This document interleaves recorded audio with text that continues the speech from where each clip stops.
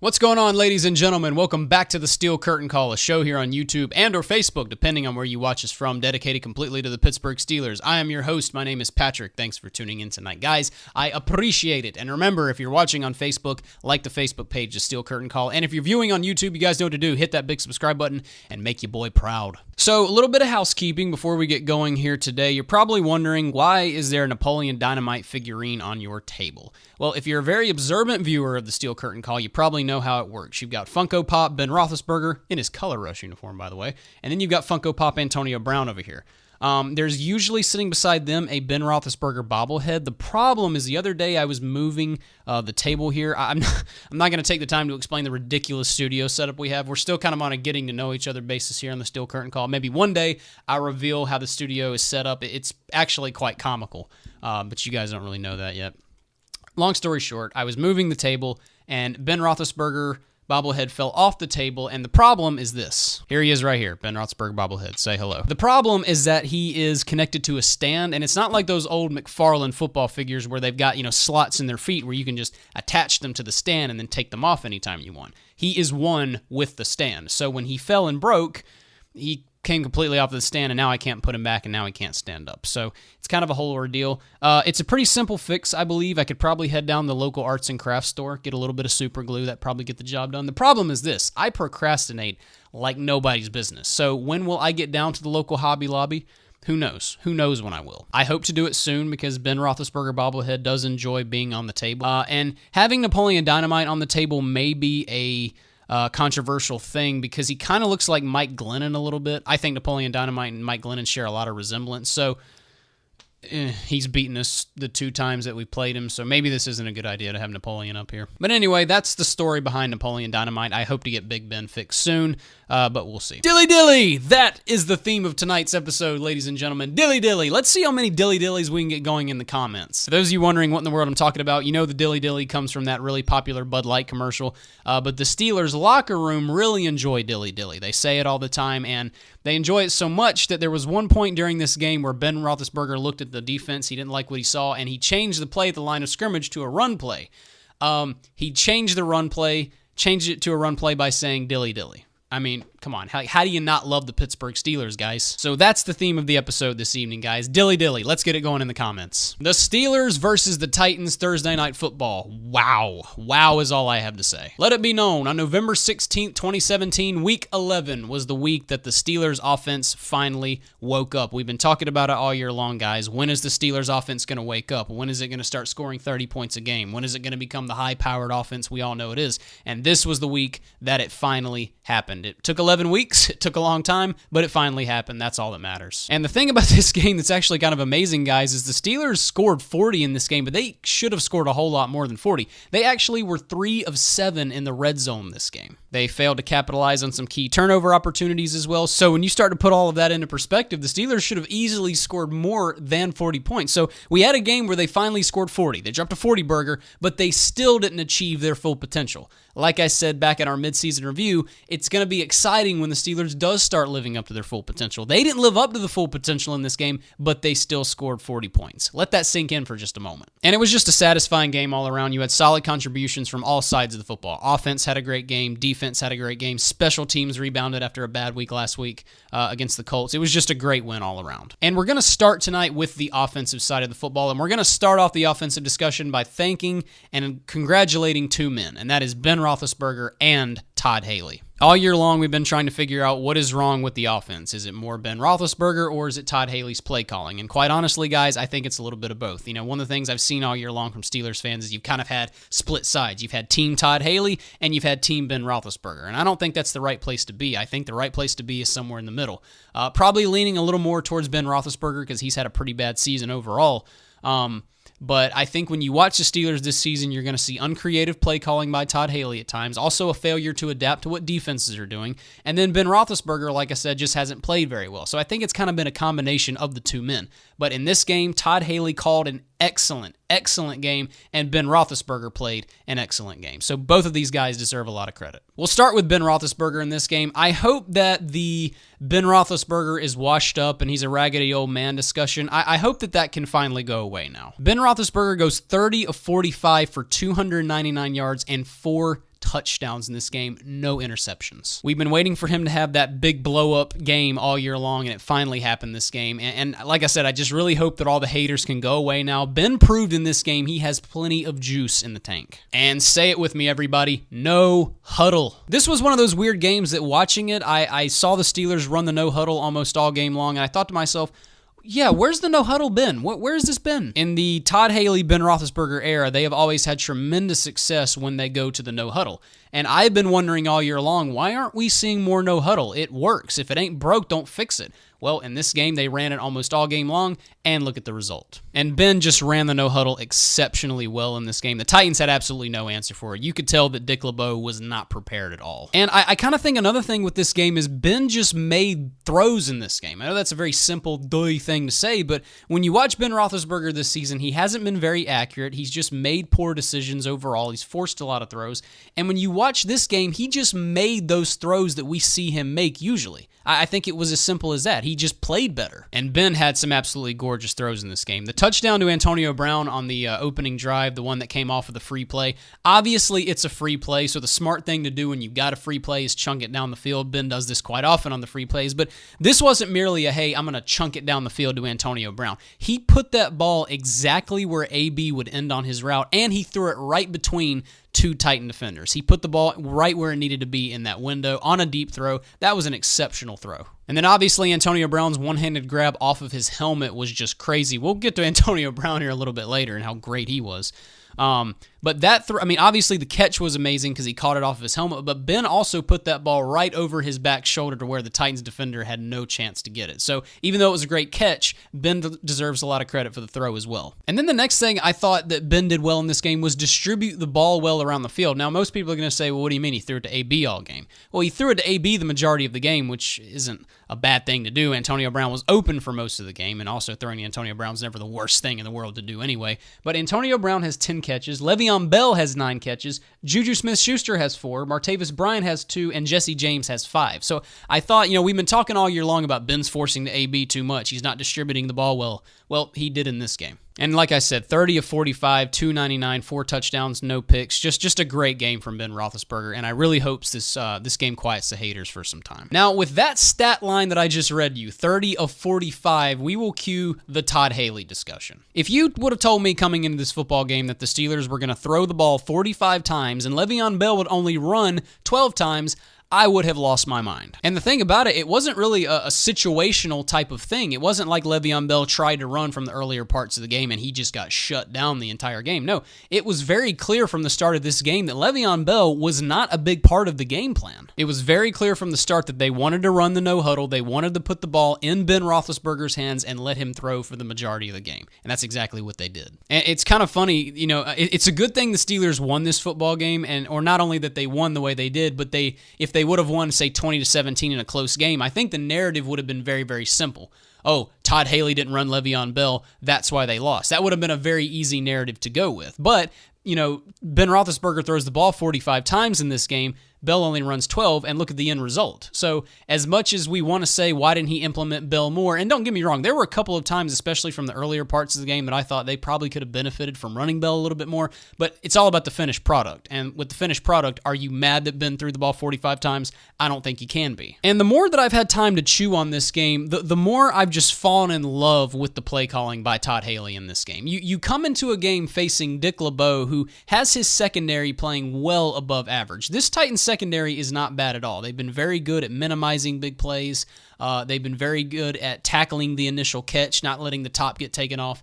And I just love the balls of Todd Haley to come out and say, they're probably expecting us to run Le'Veon Bell 30 times this game. No, we're going to pass 45 times. We're going to run no huddle all game, and we're going to pass it down your throat. I thought he just completely outsmarted Dick LeBeau in this game. And Haley just had some exceptional play calls in this game that I was just in love with. One play in particular was the Jesse James touchdown. That was just a brilliant play call by Todd Haley. A little bit on the gutsy side, but brilliant the more I think about it. The Steelers have 3rd and goal at the 1 yard line, more like the half yard line, and of course they're going to run Le'Veon Bell. NFL. No duh you'd run your Pro Bowl running back in Le'Veon Bell. But that's not what they did at all. It was a fake. They get Rosie Nix to block up front. The Titans bite down on it. And Jesse James, you got to give Jesse James a ton of credit on this play as well. Jesse James does an excellent job of selling what he's going to do on this play. He acts as a blocker for about the first 5 seconds of this play. As soon as he sees the Titans defense start to seize down a little bit, he quickly rolls outside and he's wide open. Ben hits him for a touchdown.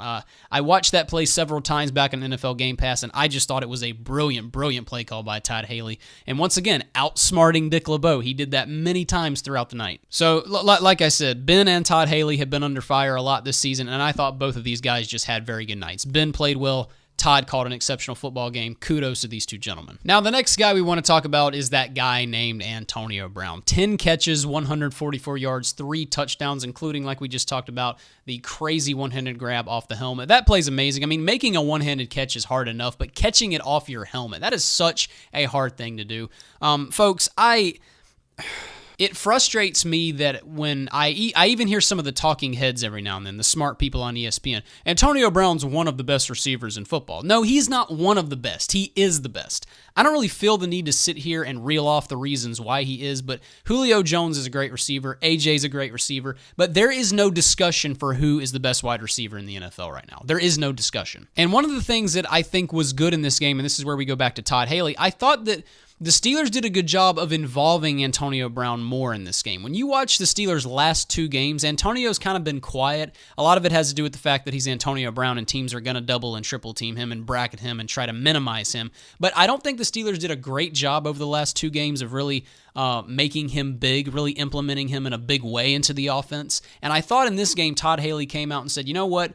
Maybe Ben does force to AB too much, but he's also AB. We're going to get him involved more. He is one of our biggest playmakers. We're going to throw it to him a lot. And that's what they did in this game. And it worked. Also, while we're on the subject of Antonio Brown being the best receiver and it not really being much of a discussion, we need to put a couple of things into perspective, guys. This is how good Antonio Brown is and why at the end of his career he may be the best receiver to ever do it. What I'm about to read you is the best 5-year spans by NFL wide receivers. The best 5-year spans. Keep that in mind. So first off, let's look at Antonio Brown's stats. In his best 5-year span, 551 receptions for 7,341 yards and 49 touchdowns. Okay, that's his best 5-year span. Jerry Rice's best 5-year span, 524 catches, 7,305 yards, and 61 touchdowns. Put that into perspective just for a second. Antonio Brown has more receptions and more receptions yards than Jerry Rice in his best 5-year NFL span. And we're seriously going to sit here and have a conversation about whether or not he's the best in the game right now? Get out of here. All right, now it's time to take the wind out of the sails a little bit. We do have to talk about some issues because, like I said, the offense played well in this game, but they could have played better. They could have scored way more than 40. So first off, they were 3 of 7 in the red zone on the day, which was a little frustrating. They failed to capitalize off of some big turnovers. They didn't capitalize off of Cody Sensabaugh's interception, which put them in the red zone. They did not capitalize off of Mike Hilton's interception, which also put them in the red zone. And they also had a blocked field goal in this game from Ryan Suckup. They did not capitalize off of that opportunity either. And then near the end of the half, they nearly blew it. They got down into Titans territory thanks to a big catch from Antonio Brown, but Antonio Brown is not holding the football very well at all. He's sort of holding it off of his body. Titans defender reaches around and strips it. Martavis Bryant luckily seizes down on the football. They ended up having to kick a 50-yard field goal, which kudos to Chris Boswell for nailing that, but that was another opportunity to score before the half, a touchdown that is, and they did not do that. So like I said, I'm not trying to be like that guy that's taking the wind out of the sails of a really big win. I'm just saying when you put some of those things into perspective, guys, we could have went well over 40 points. I also wasn't very happy with the Steelers' offensive line on the day. Ben Roethlisberger has been upright all year long. The protection's been great. The protection was not very great in this game. Ben Roethlisberger got sacked 3 times on the day. Now, some of that may not be that surprising because the Titans are a very good pass rushing team. They're also coached by Dick LeBeau, who knows the Steelers offense and Ben Roethlisberger very well. So I'm sure that has something to do with it. But either way, to see Ben go down 3 times on the day was a little bit concerning. But all in all, though, after this offensive performance, after the way Ben played, throwing 4 touchdowns, after the marvelous play calling of Todd Haley, it's kind of hard to complain too much. What I'm hoping going forward is that now that Ben Roethlisberger has gotten this game out of his system, Maybe this will boost his confidence, and I'm also hoping we see more no huddle. It works. Todd Haley, use it more. Moving on to the defensive side of the football, it's all about the finished product. The Steelers defense did not have a perfect game. There were some very troubling aspects with the secondary, which we'll get to, but it's about the finished product. You can't complain too much, guys, because what you had in this game were 4 turnovers, 4 interceptions, 4 interceptions by the secondary, and you had relentless pressure all game long that resulted in Mariota going down 5 times on the day. So while we're going to complain a little bit, it's kind of hard to complain too much. We're going to start by talking about the secondary in this game. The secondary managed to have an excellent day, just a 10 out of 10 day,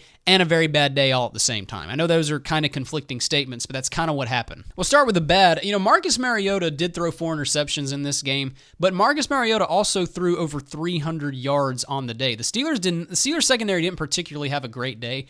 I thought there was a lot of space out there in the open field. I thought Titans receivers had a lot of separation all game long, and I also thought one area that really troubled me, the middle of the field was there for the Titans all game long. And obviously the Rashard Matthews touchdown, that was the biggest play they had over the middle, which to discuss that play very quickly, I don't think it was bad scheme. I mean, the Steelers were in man-to-man coverage. One of the things that was a little disappointing to hear the commentators say, Chris Collinsworth and Mike Tirico said there was no safety help over the top.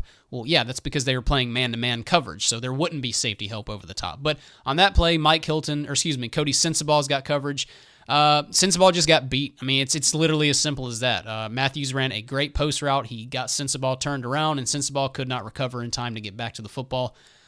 He burned him. It's just as simple as that. Now, that was the biggest play they had over the middle, but then you got to think about Delaney Walker's big play over the middle as well. He had a 40-plus yarder, and then the Steelers almost didn't bring him down, which was very frustrating. Still some more tackling issues going on in this game as well, but that was one thing that frustrated me about this game. I thought there were just times where Mariota moved the ball down the field very easily, and I just thought the middle of the field was open for them all game long. And maybe that's to be expected. I did talk about this in the preview show. Joe Hayden's gone, Mike Mitchell's gone, so this secondary is a little banged up at the moment. Guys are having to step up and do more than they're asked to do on a usual basis, so maybe I shouldn't complain too much. While we're talking about bad stuff with the secondary, we've got to talk about Artie Burns. I'm just going to go ahead and say it. I've been keeping this card in my back pocket for a little bit, and I think now I'm going to take it out and use it. Artie Burns is having a terrible season. I am not prepared to say Artie Burns is a bad cornerback because I don't think that's a true statement. Artie Burns, there's a ton of stuff to like about Artie Burns. He's very athletic. He's also got a lot of good intangibles. But this guy is having a miserable season. I don't know how else to say it. He's given up a lot of big plays. He gave up some big plays in this game. And in this game, one of the things that I noticed about Burns in this game, he just was slow to react. One of the things that was very attractive about Artie Burns coming out of the University of Miami is that he's very long and he's also very fast. He's actually a track athlete, a world-class track athlete. And one of the amazing abilities that Burns has is, he can afford to give you a little bit of a cushion. He'll play off the ball a little bit, but he can use that speed and that length to recover, get back to the football, make a pass breakup, or make an interception. I thought his overall reaction time in this game was just very, very troubling. There was one play where Mariota, I believe, hit either Corey Davis or Delaney Walker over by the left sideline. He did not throw a strike. In fact, he kind of floated it up there. Burns just kind of watched the ball sail to Walker and then decided to go make a tackle. So Burns was just off in this game, and I think he's just not having a good season altogether. Like I said, I saw a lot of people saying Burns is terrible, Burns is overrated. I'm not going to have that discussion yet. I just kind of think it's as simple as he's not having a good year. There was another play in particular where Marcus Mariota, now look, here's the thing about Mariota. We know Mariota's fast. He's very, very fast. He can scramble, but he shouldn't be able to outrun Artie Burns, a world-class track athlete. Well, on the touchdown run that they had there in the first quarter, he outran Artie Burns.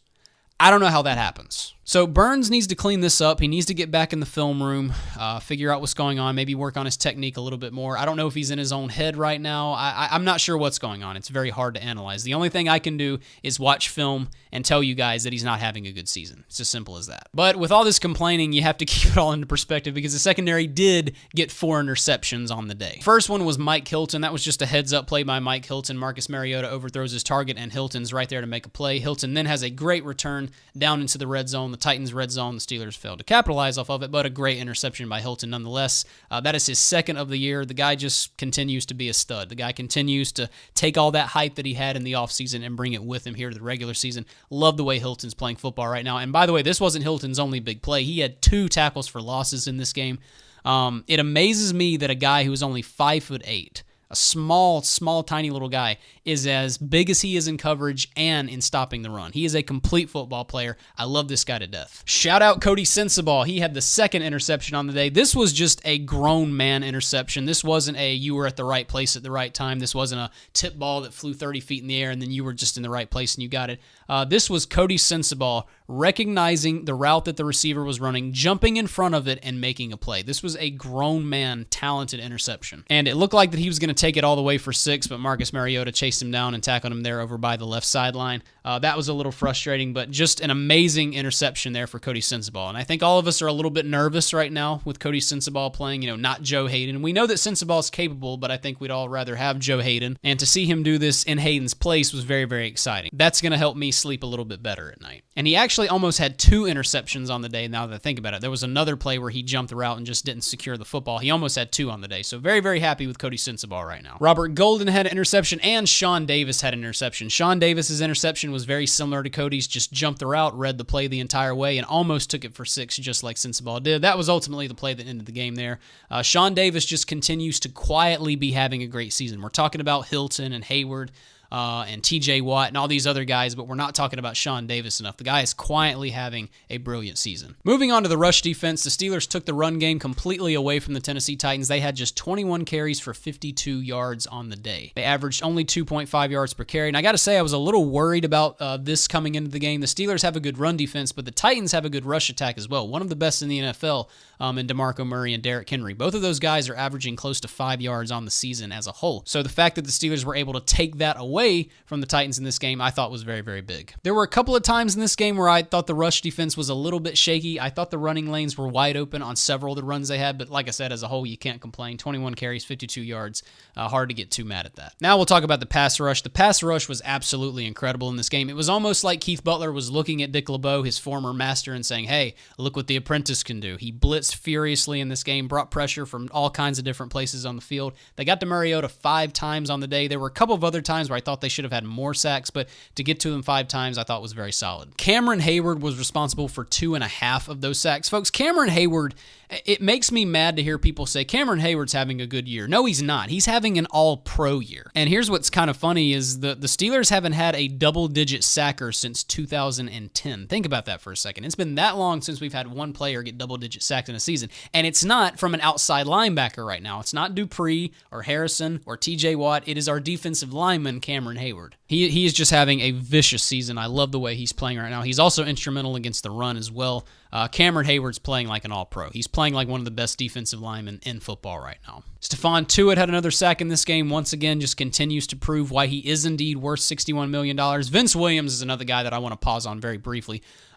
We need to be talking more about Vince Williams. We all know Vince Williams is good, but I feel like when we talk about the Steelers' inside linebackers, everybody just wants to talk about Ryan Shazier, and that's fine, because Ryan Shazier is one of the best inside linebackers in football. We all know that. I just think people underestimate just how good Vince Williams is. Vince Williams is absolutely incredible. He's good at getting after the quarterback. He's great against the run. I mean, this guy is a complete football player, and it's one of these things that it's neat to see him blow up because we all knew that Vince Williams was talented. It was just a matter of sitting under Lawrence Timmons all those years, so he never really had an opportunity to shine. Well, we're seeing now just how good of a player he is. It's also worth noting that Vince Williams has 4 sacks on the year. Keep that in mind. Now we'll move on to special teams. The special teams had a big bounce back game after the really atrocious performance against the Indianapolis Colts. First off, Chris Boswell. Everybody was dropping Chris Boswell off their fantasy teams just because he missed 1 field goal last week. He's 90% on the year. He misses 1 against Indianapolis, and everybody freaks out. He goes 4-4 in this game.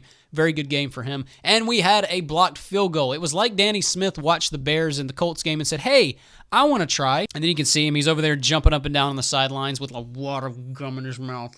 Danny Smith may very well have just saved his job. I feel like Danny Smith, if there's any member on this coaching staff who's on the hot seat, it's probably Danny Smith for the way the special teams this year and last year's played as a whole.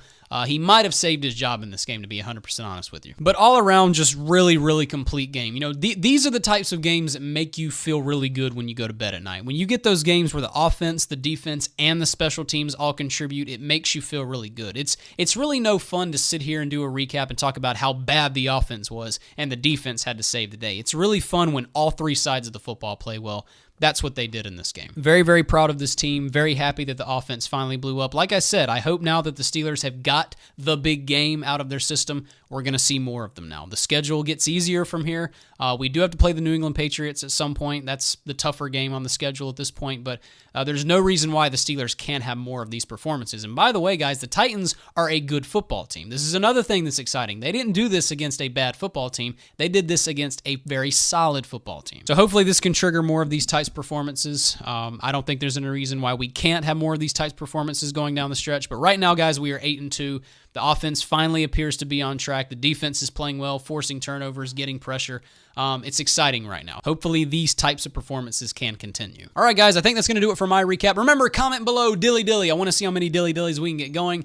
Remember to follow the show on Twitter. We are at SCurtainCall33. Remember to like the show on Facebook, facebook.com/TheSteelCurtainCall. Like I said, subscribe to the YouTube channel, all that wonderful stuff. And I was going to announce something here on the show. I'm not going to announce it just yet. I'm still kind of working on the ins and outs of it. But I have a big announcement coming up. If I don't announce it on the next episode, I'll definitely do it the next week after that. But something really exciting. It's going to be a way for you guys, the fans, to engage with the show more. So I'll announce that as soon as it's ready. It should be ready very soon. Also, want to take the opportunity to thank you guys. We are now over 100 subscribers here on the Steel Curtain Call. Here on YouTube. I know that number isn't that big compared to the millions of subscribers that some channels have, but for our tiny little outfit here, that's very, very exciting. What we do here is simple. We talk about the Steelers. It's literally as simple as that. We're a very targeted, fixed YouTube channel, and our channel over the last 2 weeks has just kind of blown up. More people are subscribing, more people are watching, more people are commenting, and it's very exciting. So thank you guys for getting us over 100. Let's get to 100K. 100K. Let's get to 1 million. Dilly dilly. Let's get to 1 million. All right, guys, that's going to do it for me this evening. We will be back this coming week with another preview show. But until then, we're going to take these next couple of days to relax and enjoy this big 40-17 victory, and we should celebrate it. All right, guys, until next time, good night.